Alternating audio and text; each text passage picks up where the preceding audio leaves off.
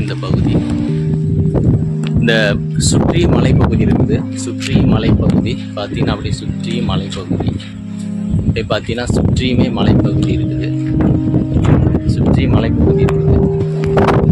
இந்த காட்சி நாம் பார்க்கும் பொழுது ஒரு மேகம் போன்ற மேகம் வெள்ளை மேகமும் சூரிய ஒளியும் மலை மேல் வீசுகிற அந்த தருணம், அந்த உணர்தல், கடவுள் எப்படி ஆளுகை செய்கிறார், எப்படி வானத்தையும் பூமியையும் படைத்திருக்கிறார். அருமையான காட்சி.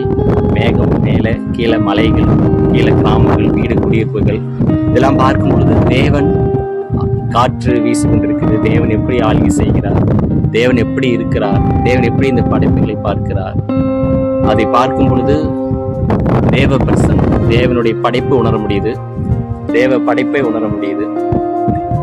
சங்கீதம் 19 வாக்கியம், வானங்கள் தேவனுடைய மகிமையை வெளிப்படுத்துகிறது.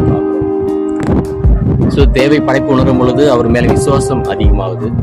விசுவாசம் அதிகம் போது அவரிடத்துல தாழ்த்தி ஒப்புக்கொடுவதற்கு என்னுடைய எண்ணங்கள், நம்முடைய சிந்தனைகள் ஒருமனம் படுகிறது. படிக்கும் பொழுது நம்முடைய பிரச்சனைகள், நம்முடைய கஷ்டங்கள் கிறிஸ்துவுக்காக, கடவுளுக்காக இது ஒரு பெரிய விஷயம் இல்லை அப்படிங்கிறது நாம் விசுவாசிக்கிறோம், நம்புகிறோம். ஸோ நம்ம இதை மறந்துட்டு உலக கவலைகள், உலக பிரச்சனைகள், உலக சூழ்நிலைகள், உலக வருத்தங்கள், உலகத்தில் மாற்றிக்கிற தொல்லைகள், கடன் பிரச்சனைகள், இதை வருதுனால இந்த கடவுளுடைய மகிமையை அறிவிடாமல் தடுக்குது, கடவுளுடைய அன்பை அறிவிடாமல் தடுக்குது, கடவுளுடைய கிருபையை அறிவிடாமல் தடுக்குது. ஸோ இதை நாம் முதலாவது தேடும் பொழுது அதெல்லாம் ஆண்டவருக்கு எளிமையான காரியம், அதெல்லாம் நீக்குவது எளிமையான காரியம். இயேசு சொல்றாரு, முதலாவது தேவனுடைய ராஜ்யத்தையும் என்னுடைய நீதியும் தேடுங்கள், அப்பொழுது கூட கொடுக்கப்படும் என்று ஆண்டவர் சொல்றாரு. ஸோ அதனால முதலாவது நாம் ஆண்டவருடைய படைப்பையும் ஆண்டவருடைய மகிமையும் தேட வேண்டும், அவருடைய படைப்பு உணர வேண்டும். ஆண்டவர் நம்மளை எவ்வளவு அழகாய் படைத்திருக்கிறார், எவ்வளவு மலைகளை படைத்திருக்கிறார் பாருங்க.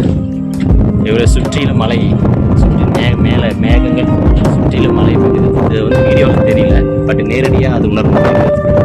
மலை காட்சிகள் தேவன் படைத்திருக்கிறார். இதை நாம் விசுவாசிக்காம, இதுக்கு நாம் கீழ்ப்படியாம, தேவன் நம்மளை படைத்திருக்கிறார் உலகத்தில், இதை நாம் விசுவாசிக்காம வாழும் பொழுது பிரச்சனைகளும், தொல்லைகளும், பாவங்களும் அதிகமாகுது.